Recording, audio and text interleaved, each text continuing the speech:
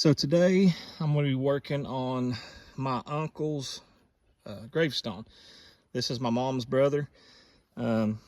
Passed away when he was 27 years old, and this past June made 27 years since he's been gone. This headstone has not been cleaned ever in 27 years. You can see it's got some nasty stuff growing over it here, and I decided to come up here and just clean the headstone today. I've got some products here. One thing that I'm using is this D2. They say with this D2, I've never used it, but you can just spray it on there and walk away, and it does its job in about 2 weeks. It's what they use at Arlington National Cemetery. It's safe, it's eco-friendly. So you can see I've got a lot of other things here in my little kit. I got 2 bottles of spray water, some cloths here, scrubby brushes, the D2. Of course, a little knee pad here to sit on. But what you're going to do is, first thing you do is you take your just regular water and you soak the entire stone with regular water. And you come right behind it with the D2. And once you soak the stone in D2, you let it set for about 10 minutes. And then you'll take this bottle here and just keep it wet as you scrub. And then I got some distilled water here to pour, cascade over the top of it when I'm done. So I'm going to go ahead and get started with spraying it down with some water, and then we're going to hit it with the D2.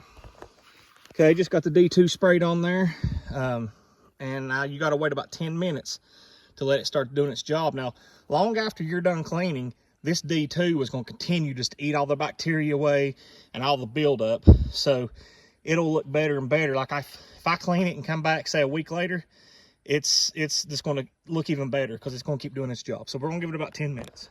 All right, so the D2's been sitting on here for about 20 minutes. The reason I've not scraped yet is because we actually got a pretty good little rain shower that came through.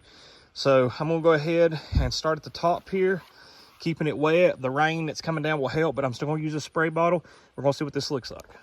Okay, as you can see, the top of it came out beautiful. All that nasty growth that was on there before is gone. And that D2 is still gonna continue to do the job. Now I'm going to start working on the back side of the stone and the sides. The top and the sides is what was the worst.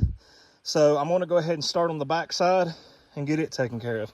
So as you can see, the back side's really not in that bad of shape, but we're going to go ahead and take care of it as well. All right, guys, just got finished. I went around all the sides. I got the base. You can see a stone. It's still a little wet, but from the beginning, look how this turned out. All that nasty growth is gone. Now there may be some like little specks of it still left here and there that I may have missed, but that's the good thing about the D2. It's going to continue to eat on that, and then when we get another good rain, we'll just wash all of it away. So I'm really grateful I got to do this for my uncle. We were about 16 years apart in age, but he was just like a brother to me. You know, maybe controversial to some of you all, but he was a huge Dallas Cowboys fan all his life, and made me a Dallas Cowboys fan. And he loved old Novas, made me a fan of Novas. Friday the 13th, every Friday night he'd take me to a movie store, and I'd always get a Friday the 13th film. So I do miss him dearly. But I'm just glad I was able to do this for him and clean his headstone and make it look nice and new again. So I appreciate you guys watching the video. Very simple. I did use everything in my box over here. The scrubber here did a lot of it. This one got in between the lettering on the stones, and then those little pieces of nastiness that wouldn't come off. I got this. I bought all this stuff at Walmart for about 50 bucks. One thing I will say is make sure you have lots of distilled water. I went through 2 gallons of distilled water, just washing it off and keeping it wet and dry. Make sure you have, I would recommend 2 water bottles full of water. That way you can keep the stone wet the entire time and you won't cause any damage to it. So, but happy the way it turned out. My grandparents, they're buried out over here. Their stone is still in really good shape, but my great-grandparents, which is right here on the end, theirs is starting to look pretty rough. So the next time I get a chance to make it up this way, I'm going to try to clean their headstone. So it's something very simple to do. Be respectful when you do this. Make sure that you are not just going into a cemetery just cleaning headstones, because you know you got to have family's permission. I did this today because this is my uncle, but make sure you got family permission before you do it.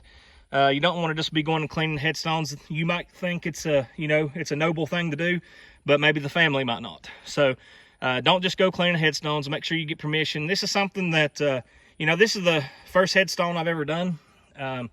I watch a couple of YouTube videos and TikToks. I'm a school teacher, so I'm getting ready to go back to work. It's July, but I love doing this. This right here, it was just a good time to be out in nature, a good time just to be out here. My uncle, he's buried on top of a mountain, and it's just beautiful up here.